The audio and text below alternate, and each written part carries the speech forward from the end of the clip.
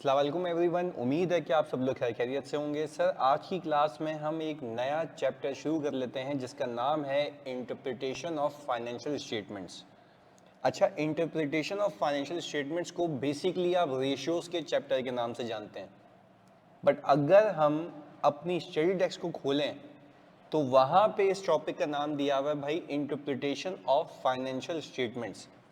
अब इसका उर्दू तर्जुमा करता हूँ। इंटरप्रिटेशन ऑफ फाइनेंशियल स्टेटमेंट्स का मतलब ये है कि जो फाइनेंशियल स्टेटमेंट्स बन चुके हैं उसको पढ़ के आपको क्या समझ आता है, उसको रीड करके आपको क्या समझ आता है, इसको हम कहते हैं फाइनेंशियल स्टेटमेंट्स को इंटरप्रेट करना। अगेन रिपीट कर रहा हूँ, इंटरप्रिटेशन ऑफ फाइनेंशियल स्टेटमेंट्स का मतलब यह है कि एक यूजर ऑफ फाइनेंशियल स्टेटमेंट, मेरी बातों को बहुत फोकस होकर सुनना, एक यूजर ऑफ फाइनेंशियल स्टेटमेंट जो फाइनेंशियल स्टेटमेंट्स को यूज कर रहा है, वो उस फाइनेंशियल स्टेटमेंट्स को पढ़ के क्या इंटरप्रेट करता है, क्या समझता है। This is called interpretation of FS. अब आपको इस चैप्टर के अंदर अपना दिमाग जरा ना, वो जो एक टिपिकल अकाउंटेंट वाला होता है ना, उसको साइड में रखना है और एक बिजनेस माइंडेड पर्सन बनना है, ताकि आप फाइनेंशियल स्टेटमेंट्स को देख के रीड कर पाए। पर अगेन, रीड भी वो कर पाएगा जिसकी हल्की सी अकाउंटिंग की नॉलेज अच्छी हो। वो हम ग्रेजुअली लेते हुए भी हैं और यहाँ पे वापस से मैं इन्हांस कर दूंगा। तो बेसिकली आपका सवाल मुझसे ये होना चाहिए, आपका सवाल मुझसे ये होना चाहिए कि सर, हम फाइनेंशियल स्टेटमेंट्स को इंटरप्रेट क्यों करेंगे। पहले आपका सवाल ये हुआ कि भाई इंटरप्रेट क्यों करेंगे, पर मैं आपको इसका जवाब ये दूंगा कि फाइनेंशियल स्टेटमेंट्स को पहले ये समझ लो, इंटरप्रेट कौन करेगा। आप कहेंगे यूजर, वापस से, फाइनेंशियल स्टेटमेंट्स को इंटरप्रेट कौन करेगा, पढ़ेगा कौन, आप बोलेंगे यूजर। फिर आप मुझसे पूछें कि sir user of financial statements कौन है, यूजर ऑफ फाइनेंशियल स्टेटमेंट्स कौन है। मैं बोलूंगा कि भाई वो बंदा जो इस फाइनेंशियल स्टेटमेंट से इफेक्ट होगा। Again, user of financial statement कौन है, वो बंदा जो इस फाइनेंशियल स्टेटमेंट से इफेक्ट होगा। पहला, इन्वेस्टर। पहला कौन है, इन्वेस्टर। अच्छा, अब हम चलते हैं कि भाई अपनी अगली स्लाइड के ऊपर, जिसमें हम बता रहे हैं कि भाई पहला है इन्वेस्टर। अच्छा, इन्वेस्टर क्यों फाइनेंशियल स्टेटमेंट्स को इंटरप्रेट करेगा। इन्वेस्टर फाइनेंशियल स्टेटमेंट्स को इंटरप्रेट इसलिए करेगा क्योंकि वो जानना चाहेगा क्या मैं इस कंपनी में इन्वेस्ट करूं या ना करूं। उसको परखना है इन फाइनेंशियल स्टेटमेंट्स को, तो उस परखने के लिए इसको कुछ रेशियोज निकालने हैं। उसको परखने के लिए उसको कुछ क्या निकालने, रेशियोज निकालने। और वो रेशियोज जो इसके काम के हैं, इस इन्वेस्टर के काम के हैं। अच्छा सर, आप अब ये कहेंगे कि इन्वेस्टर भी कौन सा, एक होता है एग्जिस्टिंग इन्वेस्टर, एक होता है पोटेंशियल इन्वेस्टर जो इस इन्वेस्टमेंट करने की सोच रहा है, और एक है ऑलरेडी मालिक जो इन्वेस्टमेंट करके बैठा हुआ है। दोनों इस कंपनी पे नजर रखेंगे और इस कंपनी पे नजर रखने के लिए इनको क्या मिलेंगे, फाइनेंशियल स्टेटमेंट्स। और फाइनेंशियल स्टेटमेंट्स जब ये देखेंगे तो उसको इंटरप्रेट करेंगे कुछ रेशियोज निकाल के। आपको मैंने ईपीएस सिखाया है, अर्निंग पर शेयर, कि एक शेयर होल्डर ने एक शेयर पे कितना कमाया। तो ये जो इन्वेस्टर है ये बेसिकली शेयर होल्डर है ना कंपनी का। अब इसको ब्रॉडर टर्म में देखो तो यूजर है, इन फाइनेंशियल स्टेटमेंट्स का यूजर। अब मैं क्यों कह रहा हूं ये फाइनेंशियल स्टेटमेंट्स का यूजर है, क्योंकि this person is affected by the FS. तो इसको ये देखना है, इसका मकसद है ना भाई, मैं कह रहा हूं हर यूजर का अपना मकसद है। इस यूजर का मकसद क्या है कि क्या मैं पैसे इस कंपनी में रखूं, या अगर मैं इस कंपनी का ऑलरेडी इन्वेस्टर नहीं हूं तो क्या मैं इस कंपनी में इन्वेस्ट करूं या ना करूं। तो इसके लिए जो फैसिनेटिंग आइटम होगा फाइनेंशियल स्टेटमेंट्स के अंदर, वो पहला हो सकता है EPS, earning per share. Sir ये कैसे निकलता है, आपको सिखा दिया है, profit attributable to ordinary share holder divided by weighted average number of shares. ये हो गया आपका अर्निंग पर शेयर, ईपीएस। ये शेयर होल्डर देखेगा कि ये कंपनी एक शेयर पे शेयर होल्डर को कितना कमा के दे रही है। तो सर ये तो ईपीएस का टॉपिक हो गया। यहां पे वो आपको बोलेगा ये कंपनी ए है, ये कंपनी बी है, इसकी ईपीएस ये है, इसकी ईपीएस ये है, आप बताएं किस कंपनी में इन्वेस्ट करेंगे, आप बताएं कौन सी कंपनी बेहतर है। तो इसमें आपको लफाजी करनी है, being an expert evaluator of the financial statements. बात समझ आ रही है? तो सर रेशियोज के अंदर, इस चैप्टर के अंदर basically what we have to do, we have to interpret the financial statements. Financial statements को इंटरप्रेट करने के लिए मुझे कुछ चीजें चाहिए, उन चीजों को मैं कहता हूं रेशियोज। और वो रेशियोज किसके काम के होते हैं सर? आप कहेंगे वो रेशियोज जो है वो यूजर के काम के होते हैं। फिर मैं आपसे पूछूं यूजर कौन होता है? यूजर होता है वो बंदा जो फाइनेंशियल स्टेटमेंट से अफेक्टेड है। पहला बंदा कौन सिखा रहा हूं? इन्वेस्टर। पहला बंदा कौन सिखा रहा हूं? इन्वेस्टर। तो इन्वेस्टर ने कहा कि मुझे इस कंपनी की प्रॉफिटेबिलिटी देखनी है, तो मैं वो रेशियोज निकालूंगा जो प्रॉफिट से लिंक्ड है, जो प्रॉफिट से लिंक्ड है। तो हमने कहा कि भाई ईपीएस हो गया, जो मैंने आपसे बात की। दूसरा आप देखें क्या लिखा हुआ है, return on capital employed. Return on capital employed यानी कंपनी के अंदर जितना पैसा लगा हुआ है, वो लगाए गए पैसे के ऊपर कंपनी कितना रिटर्न दे रही है। तो सर वो ईपीएस नहीं हो गई? नहीं, ईपीएस नहीं है वो। ईपीएस तो एक शेयर के ऊपर कितना कमाया, एक शेयर के ऊपर नंबर ऑफ शेयर्स की बात होती है वहां पे। यहां पे क्या है? पैसा लगाया, यहां पे पैसे की बात हो रही है। अगेन ईपीएस और रिटर्न ऑन कैपिटल एम्प्लॉयड में फर्क करते हैं, क्योंकि अगेन आगे जाके बहुत डिटेल में एक एक करके मुझे सब सिखाना है। पहला, ईपीएस का मतलब क्या है? अर्निंग पर शेयर, यानी अर्निंग्स को डिवाइड कर रहे हैं नंबर ऑफ शेयर से, नंबर ऑफ शेयर से। रिटर्न ऑन कैपिटल एम्प्लॉयड का मतलब है पैसा जितना लगाया हुआ है उसके ऊपर return. Here we are not concerned about the number of shares, here we are concerned about the amount that has been employed in the company. जो कंपनी के अंदर पैसा लगाया उस पे कितना रिटर्न मिल रहा है, तो उसको हम कहते हैं रिटर्न ऑन कैपिटल एम्प्लॉयड। तीसरा, वो कह रहा है जो शेयर कैपिटल लगाया हुआ है, सर वो ईपीएस नहीं हो गया, कैपिटल अमाउंट की बात कर रहा है, अमाउंट की बात कर रहा है। जो कैपिटल लगाया है, कैपिटल पे लगाया, पैसा लगाया, उस पे कितना रिटर्न मिल रहा है। और आखिरी है मार्कअप और मार्जिन, कि ये कंपनी सेल्स पे कितना मार्कअप कमाती है, कितना मार्जिन कमाती है। तो these are sort of profitability ratios, these are sort of profitability ratios. ये कौन देखेगा सर? ये इन्वेस्टर देखेगा। अच्छा, होते तो मजीद रेशियो भी हैं, जैसे मैं आपको बता दूं, डिविडेंड पे आउट रेशियो। कौन सा मैंने कहा? Dividend pay out ratio. Dividend pay out ratio का मतलब है एक कंपनी साल में कितनी मर्तबा डिविडेंड देती है अपने प्रॉफिट्स में से। एक कंपनी साल में कितनी मर्तबा डिविडेंड देती है अपने प्रॉफिट्स में से, इसको हम कहते हैं dividend pay out, dividend pay out ratio. अच्छा बात समझिएगा, तो डिविडेंड पे आउट रेशियो भी एक ऐसा रेशियो है जो कि इन्वेस्टर, वो इन्वेस्टर को फैसिनेट करेगा जो डिविडेंड खाना चाहता है, जो डिविडेंड खाना चाहता है। तो sir these all are the ratios, but why we are assessing it, why we are calculating it? Just because we need and we want to interpret the financial statements. तो एक एक करके सीखेंगे।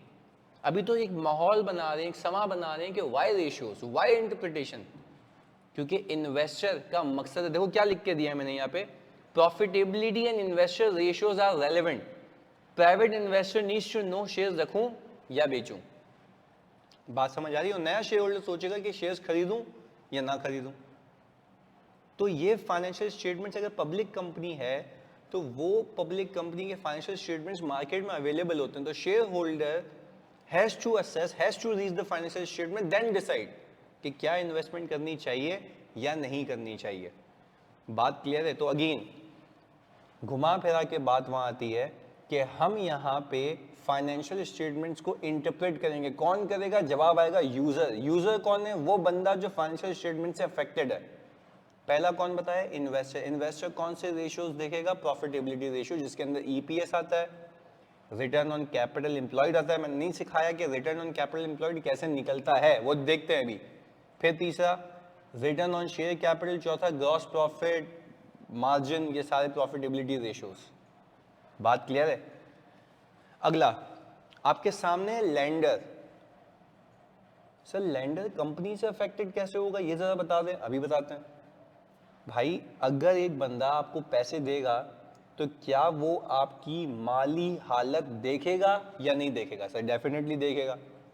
कल को आपसे आपका कोई दोस्त पैसे मांगे तो आपके दिमाग में, इवन जितना भी जिगरी दोस्त हो, आपके दिमाग में सबसे पहले ये आता है कि भाई वो कमाता कितना है, ये बाप के पैसे पे तो नहीं पल रहा। अगर अब्बा के पैसे पे पल रहा है तो आप जो पैसे दे रहे हैं आप उस पर कलमा पढ़ लें पहले, वो तो नहीं आने। क्यों? आपने असेसमेंट की। तो ये तो कंपनी का मामला है कि बैंक असेसमेंट नहीं करेगा। बैंक असेसमेंट करेगा, बट बैंक कंपनी की असेसमेंट कैसे करेगा? जब वो उसके फाइनेंशियल स्टेटमेंट्स को देखेगा। सर यूं कहे ना कि फाइनेंशियल स्टेटमेंट्स को इंटरप्रेट करेगा। तो one of the user of the company can be a lander, यानी बैंक जो पैसे दे रहा है। तो मैंने बैंक यहाँ पे इसलिए नहीं लिखा क्योंकि लैंडर कैन बी एनीवन, एक पर्सन भी हो सकता है। पर again that person has to assess the paying capacity of the company. अब आप खुद सोचें, समझिएगा। हमने कैश फ्लो बनाना सीखा है, कैश फ्लो बनाना सीखा है।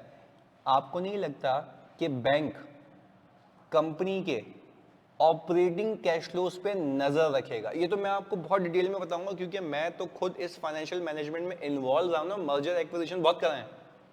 तो मुझे इस चीज की एक बहुत ज्यादा ग्रिप है कि कौन कौन से रेशियोज को असेस किया जाता है, कौन कौन सी चीजों को देखा जाता है। तो आप खाली बने रहे मेरे साथ, मैं आपको पूरा समाज क्रिएट करके दिमाग में चिपका दूंगा ये चीज। अगेन मैंने कहा लैंडर क्या देखेगा फाइनेंशियल स्टेटमेंट्स में इंटरप्रेट करने के लिए? आपके कैश फ्लो। पर कैश फ्लो में भी कौन सी एक्टिविटी देखेगा? Operating activities, cash from operating activity. क्यों? क्योंकि अगर आपने ऑपरेशन से पैसा नहीं कमाया दैट मीन्स कि you are not able to settle the debt. ऊपर पैसा ही नहीं होगा तो नीचे फाइनेंसिंग एक्टिविटी में पैसे पे कर पाओगे? जवाब दो इस बात का। ऊपर अगर पैसा ही नहीं होगा तो नीचे फाइनेंसिंग एक्टिविटी के अंदर पैसे पे कर पाओगे? No sir, not possible.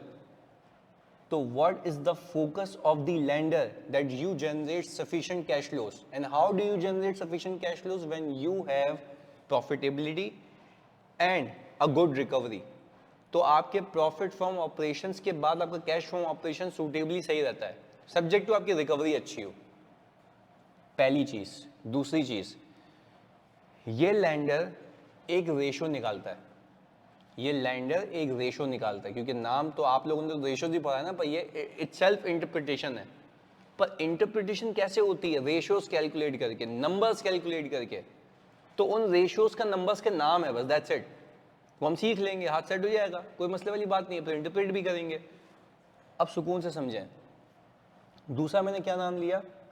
एक रेशियो निकालेगा जिसको वो कहता है debt to equity ratio. Debt to equity, again repeat कर रहा हूं, debt to equity, debt to equity, debt ऊपर इक्विटी नीचे, डेट ऊपर इक्विटी नीचे। वो कहता है बैंक। जब वो बैंक आपको लोन देगा ना, जब प्रैक्टिकल लाइफ में आप ऑडिट करने जाएंगे तो आप देखेंगे बैंक जब लोन देता है किसी कंपनी को तो वो एग्रीमेंट के अंदर, लोन एग्रीमेंट के अंदर शराइत रखता है कि आपका डेट टू इक्विटी रेशियो इतना होना चाहिए। अच्छा, डेट टू इक्विटी रेशियो का मतलब ये है कि किसी कंपनी के अंदर अगर पैसा डला हुआ है तो 40% का डेट होना चाहिए, 60% की इक्विटी होनी चाहिए। 40% का डेट होना चाहिए, 60% की इक्विटी होना चाहिए, जिसको हम कह रहे हैं डेट टू इक्विटी। ये 3070 भी हो सकता है, 2080 भी, यानी 20 का डेट, 80 की इक्विटी। ये क्यों कर रहा है बैंक? बैंक ये इसलिए देखता है कि अगर फॉर एग्जाम्पल मैं बैंक हूं और मैं इस कंपनी को लोन देने लगा हूं, तो जब मैं इस कंपनी को लोन देने लगा हूं और इसका debt to equity ratio, debt है 60 का, इक्विटी है 40 की, तो मैं कहूंगा कि भाई मैं इसको अगर और लोन दूंगा तो इसका डेट बर्डन इंक्रीज हो जाएगा। तो क्या ये मेरे पैसे चुकाएगा या किसी और लैंडर के? तो इसीलिए इस लैंडर के लिए जो रेलेवेंट रेशियो हो जाता है वो हो जाता है डेट टू इक्विटी रेशियो। कौन सा रेशियो? Debt to equity. मैंने खाली एक लफाजी बताइए आपको कि डेट टू इक्विटी का मतलब यह है कि उधार ऊपर रखें, इक्विटी नीचे रखें। आपको पता लग जाएगा कि पूरे उधार वर्सेस इक्विटी में उधार कितना है, इक्विटी कितनी है। अगर अगर अगर मैं कुछ जार्गन्स यूज करूंगा, अगर मेरा डेट ज्यादा है तो मैं ये कहूंगा कि ये कंपनी हाईली गियर्ड कंपनी है। इसको हम मार्केटिंग की जबान में कहते हैं highly geared company. Highly geared company का मतलब है ज्यादा डेट वाली कंपनी। क्या लैंडर इस कंपनी को पैसे देगा या थोड़ा सा कतराएगा? पर इसको कैसे पता लगा? नजूमी है नहीं, इसने रेशियोज देखे। रेशियोज कौन से देखे? Debt to equity ratio. तो आए देखते हैं। ये जानना चाहेगा कि इसके पैसे सूद समेत वापस मिलेंगे या नहीं मिलेंगे। तो इसके लिए what he has to look at, cash flows, liquidity ratio, gearing ratio. Gearing ratio मैंने आपको बताया ना, डेट टू इक्विटी और इंटरेस्ट कवर। अच्छा, लिक्विडिटी रेशियोज भी बता देता हूं। लिक्विडिटी रेशियोज के अंदर भी एक ही बता रहा हूं उसका, क्योंकि आगे जाके मुझे इसकी पूरी डिटेलिंग करनी है। लिक्विडिटी रेशियोज बच्चों होते हैं आपके current assets versus current liabilities. अभी तो सिर्फ बातें कर रहे हैं, मैं अभी आपको कुछ भी नहीं सिखा रहा, अभी मैं आपको माहौल बना रहा हूं कि वाई रेशियोज, वाई इंटरप्रिटेशन। तो समझ तो आया आगे गेम। अगेन पहला मैंने कहा कि ये लेंडर है, कैश फ्लो मैंने आपको समझा दिया, गियरिंग रेशियो समझा दिया, डेट टू इक्विटी। अब बात कर रहे हैं लिक्विडिटी रेशियो की, सिर्फ समा बना रहा हूं। लिक्विडिटी रेशियो का मतलब ये होता है कि कंपनी को कितने दस्ती पैसे मिल जाएंगे। तो वो क्या करता है, करंट एसेट्स को करंट लायबिलिटीज से कंपेयर करता है, यानी करंट एसेट्स को ऊपर रखता है, करंट लायबिलिटीज को नीचे रखता है, तो एक रेशियो निकालता है। अच्छा, अगर मैं ये कहूं कि मेरे करंट एसेट्स 200 के हैं और मेरी करंट लायबिलिटीज 100 की हैं, तो क्या मैं कह सकता हूं मेरे पास इतने सफिशिएंट करंट एसेट्स हैं? यानी अगर मैं यूं कहूं 200 ऊपर है 100 नीचे, यानी 200 रुपए की मेरे करंट एसेट्स हैं, 100 रुपए की करंट लायबिलिटीज हैं। अगेन 200 रुपए के करंट एसेट्स हैं, 100 रुपए की करंट लायबिलिटीज हैं। तो 200 को अगर 100 से डिवाइड करूं तो आंसर आता है 2। क्या मैं कह सकता हूं कि मेरे पास मेरी कंपनी में मेरी करंट लायबिलिटीज को सेटल करने की जो इस्तात है वो 2 मरतबा है, 2 टाइम्स। एक मरतबा 100 पे कर सकता हूं, फिर भी सरप्लस बचेगा 100 का। वाह यार सर, ये बैंक ऐसे देखता है? बिल्कुल ऐसे देखता है। अच्छा, उसको करंट रेशियो में क्यों मौत आई है? करंट रेशियो में इसलिए मौत आई है, उसको लिक्विडिटी रेशियो इसलिए देखना चाहते हैं क्योंकि उसको करंटली अपनी इंस्टॉलमेंट्स भी तो रिकवर करनी है। तो वो शॉर्ट टर्म भी देखता है, लॉन्ग टर्म भी देखता है। लॉन्ग टर्म देखेगा गियरिंग रेशियो से, शॉर्ट टर्म देखेगा current assets versus current liability, current asset versus current liability. I hope आपके भेजे में याद बैठ रही है। लिक्विडिटी रेशियो, लिक्विडिटी रेशियो का मतलब ये होता है कि how much a company can settle it's obligation immediately, दस्ती, लिक्विड, फौरन से, इसका मतलब ये है।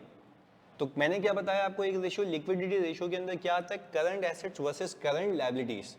अच्छा, अगर उलट होता 100 रुपए की लायबिलिटी होती, करंट एसेट्स 50 के होते, तो आप कहते हैं कि मेरा भाई अगर करंट लायबिलिटीज पे करने जो आ जाए ना लोग लेने के लिए, तो आप पे नहीं कर पाओगे, क्योंकि आपके पास करंट एसेट्स कितने पड़े हुए हैं, ओनली 50 के, ओनली 50 के। तो भाई you are not able to settle your immediate liabilities, current liabilities. क्यों? क्योंकि आपकी औकात ही नहीं है। करंट एसेट्स कम है, करंट लायबिलिटीज ज्यादा है, तो मतलब कंपनी सही से मैनेज नहीं कर रही है। तो सवाल ऐसे भी आएंगे, दो कंपनीज के आपको current asset current liability, current asset current liability देगा, बोलेगा बताओ कौन सी कंपनी अच्छे से अपना पैसा मैनेज करती है, और यू कैन से कौन सी कंपनी अच्छे से अपना वर्किंग कैपिटल मैनेज करती है। आपको तो मैंने सिखाया भी है कैश फ्लो में, वर्किंग कैपिटल, करंट एसेट्स में रिसीवेबल, इन्वेंट्री आता है, याद आता है, रिसीवेबल, इन्वेंट्री, करंट लायबिलिटीज में अकाउंट्स पेबल, ट्रेड पेबल, वो सारी चीजें। तो वो यही तो गेम है कि हमने अकाउंटिंग सीख ली पर हमें इंटरप्रेट करना नहीं आता। तभी तो ये टॉपिक घुसा है यहाँ पे कि भाई बच्चों को समझ तो आए कि why we are doing accounting, because ultimately हमें इंटरप्रेट करना है।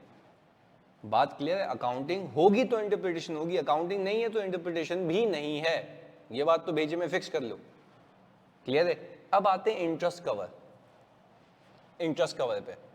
अच्छा, इंटरेस्ट कवर का एक फॉर्मूला है, पहले इंटरेस्ट कवर का मतलब समझ लेते हैं। इंटरेस्ट कवर रेशियो कैसे निकलता है वो बताता हूं, पर इंटरेस्ट कवर रेशियो का मतलब समझ लेते हैं।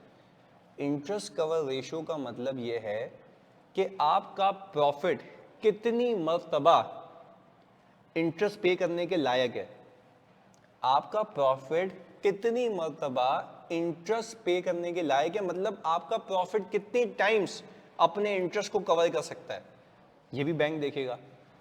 इसके लिए हल क्या है, वो बोलता है profit before interest and tax उठाओ, यानी प्रॉफिट उठाओ वो जिसमें से इंटरेस्ट माइनस नहीं हुआ हो, टैक्स भी माइनस नहीं हुआ हो, वो प्रॉफिट उठाओ। जिसमें से इंटरेस्ट माइनस नहीं हुआ हो। कैसे? सेल्स माइनस की, COGS माइनस की, ऑपरेटिंग एक्सपेंसेस माइनस किए, आपके पास ऑपरेशंस का प्रॉफिट आ गया। इस ऑपरेशंस के प्रॉफिट में से अदर देन ऑपरेशंस जो इंटरेस्ट माइनस करते हो ना, वो नहीं करना, ये उठा लो।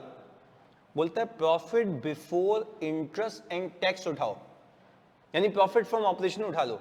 जैसे ही आपने प्रॉफिट फ्रॉम ऑपरेशन उठाया, PBIT, profit before interest and tax, और आपने इसको डिवाइड कर दिया इंटरेस्ट से, ये आपको ये इंडिकेट करेगा कि आपका प्रॉफिट, मौजूदा प्रॉफिट, क्या आपके इंटरेस्ट सेटल करने के लायक है? अगर है तो कितने टाइम्स? ये टाइम्स जितने ज्यादा होंगे कंपनी उतनी अच्छी होगी, लैंडर कतराएगा नहीं, पैसे दे देगा, बोलेगा यार इतना प्रॉफिट कमा रहे हैं। यानी अगर मैं कहूं मैंने profit before interest and tax, यानी इंटरेस्ट और टैक्स माइनस करने से पहले जो प्रॉफिट कमाया है वो 400 का कमाया है। कितने का? 400 का।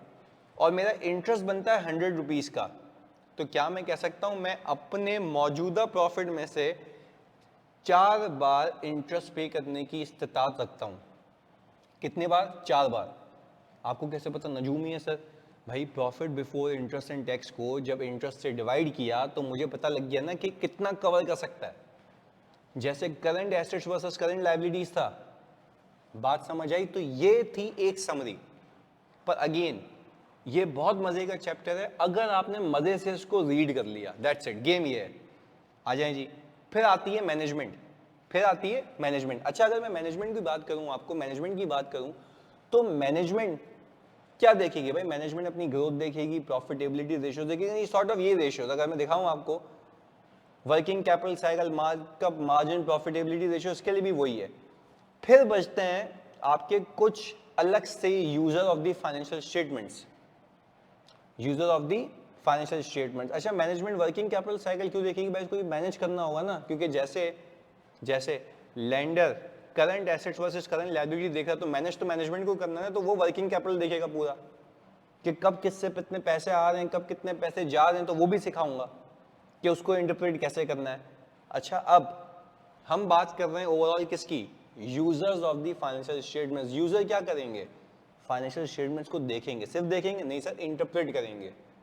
क्यों करेंगे? मकासद हैं। इन्वेस्टर का मकसद है प्रॉफिट कमाना, लेंडर का मकसद है अपनी रिकवरी करना सूद के समेत, मैनेजमेंट का मकसद है प्रॉफिटेबिलिटी को जनरेट करना। बात क्लियर है? किसके लिए? लेंडर, उसके लिए, लेंडर के लिए क्योंकि लेंडर को पैसे वापस करने, इन्वेस्टर के लिए क्योंकि उसको उसका रिटर्न देना क्योंकि उसने पैसे लगाए हुए। सर बाकी कौन होते हैं? कंपनी का सप्लायर, कंपनी का सप्लायर। अच्छा बात समझिएगा, कंपनी का सप्लायर कौन है? जो कंपनी को माल फराहम करता है, कंपनी को माल फराहम करता है। जो कंपनी का सप्लायर है, अगर कंपनी को उधार पे माल देगा तो क्या उसको ये पता होना चाहिए कि क्या उसका उधार सेटल हो पाएगा या नहीं हो पाएगा। इसके लिए हम निकालते हैं एक रेशियो जिसका नाम है पेबल टर्नओवर रेशियो। क्या कहते हैं? Payable turnover ratio. Payable turnover ratio का मतलब यह है कि वो रेशियो जब मैं निकालना सिखा दूंगा तो आपको ये पता लग जाएगा कि एक कंपनी अपने पेबल्स को कितने दिनों में सेटल कर देती है। एक कंपनी अपने पेबल्स को कितने दिनों में सेटल कर देती है, वो कौन सा रेशियो है? Payable turnover ratio, payable turnover ratio. अच्छा, फिर इस कंपनी का जो यूजर है वो कस्टमर भी है। जो कस्टमर इस कंपनी से माल खरीदेगा वो ये देखना चाहेगा कि ये कंपनी कितना क्रेडिट पीरियड देती है, कितना क्रेडिट पीरियड देती है। सप्लायर को अलग रखो, कस्टमर को अलग रखो। सप्लायर कौन? जो मुझे माल फरोख्त करता है। कस्टमर कौन? जो मुझसे माल खरीदता है। सप्लायर कौन है? जो मुझे माल बेचता है। कस्टमर कौन है? जो मुझसे माल खरीदता है। सप्लायर देखेगा कि मैं उसको कितने दिनों में पैसे दूंगा, कस्टमर देखेगा कि मैं उसको कितना उधार दूंगा। तो उसके लिए एक रेशियो निकलता है जिसको हम कहते हैं डेटर टर्नओवर रेशियो। मैं इसको बिल्कुल सुकून से लेके चल रहा हूं। कौन सा रेशियो?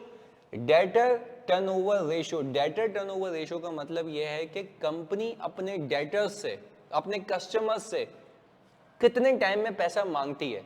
तो वो बंदा फिर अकॉर्डिंगली डिसाइड कर लेगा, वो बंदा फिर अकॉर्डिंगली डिसाइड कर लेगा कि हाँ यार ये इतने दिनों का मार्जिन देते हैं पैसा पे करने के लिए, इनसे माल खरीद लेते हैं।